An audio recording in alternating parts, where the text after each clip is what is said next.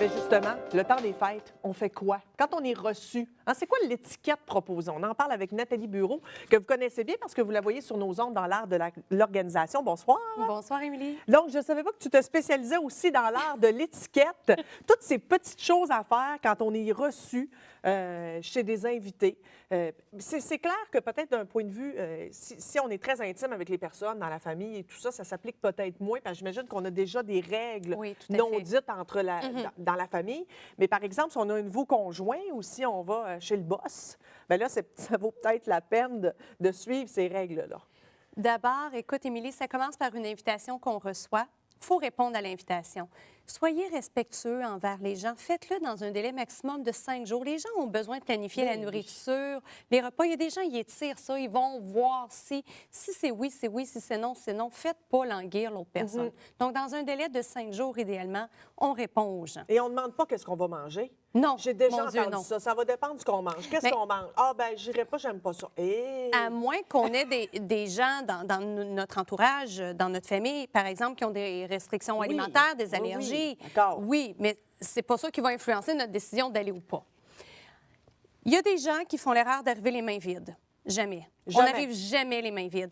On s'informe d'abord comment est-ce qu'on peut contribuer. Donc, je suis invitée chez toi, par exemple, Émilie. Là, on serait au téléphone ensemble. Je te dirais, Émilie, qu'est-ce que tu aimerais que j'apporte? Tout le monde ne dit rien. La plupart des gens vont dire rien. Oui. Donc, on suppose que les autres ont prévu la nourriture en conséquence. Donc, on apporte autre chose. Il y a toujours la traditionnelle bouteille de vin, n'est-ce pas, que les gens apportent. C'est un bon cadeau. On peut penser à des éléments saisonniers aussi. Pourquoi pas une petite décoration de Noël, des choses comme ça.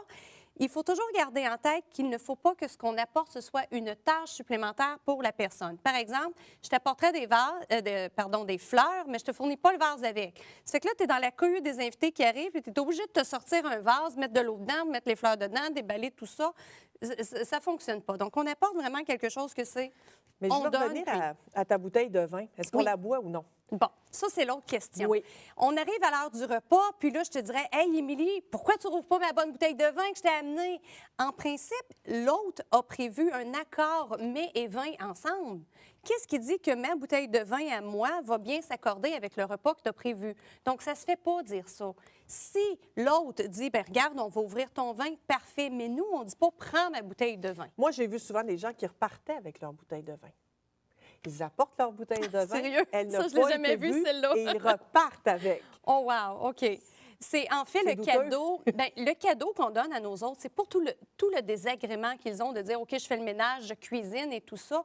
Ça reste pour eux, pour après, à savourer la bouteille de vin. Donc, on ne la rapporte pas. Non, on la rapporte pas. On ne rapporte pas nos bouteilles vides non plus. J'ai vu ça aussi. Non, on ne rapporte pas nos bouteilles vides. J'ai vu tout ça, moi. Oui, on en voit. J'ai des drôles d'amis, hein? Bien, non, des drôles de conjoints.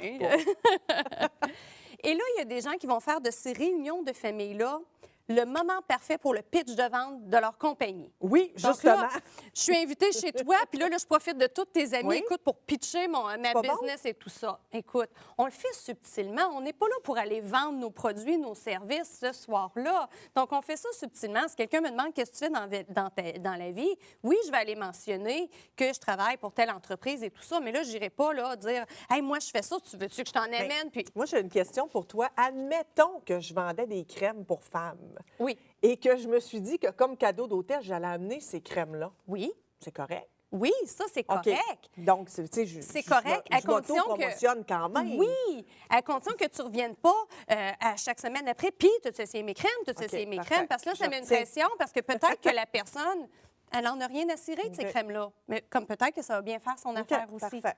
Oui. Ensuite de ça, là, on parlait de réseauté, de ne pas trop se garrocher, même affaire avec les cartes professionnelles. Là, on n'ira pas distribuer ça. Là. Non, exactement. Et même si c'est un party d'employés.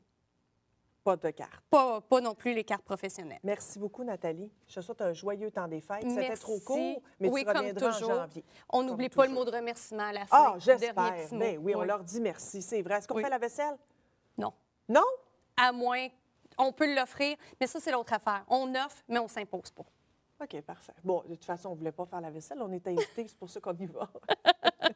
Plus personne ne va vouloir m'inviter. On fait la pause de l'autre côté. Joël Desaulniers, styliste, nous parle de la fameuse petite robe noire et des suggestions de vin.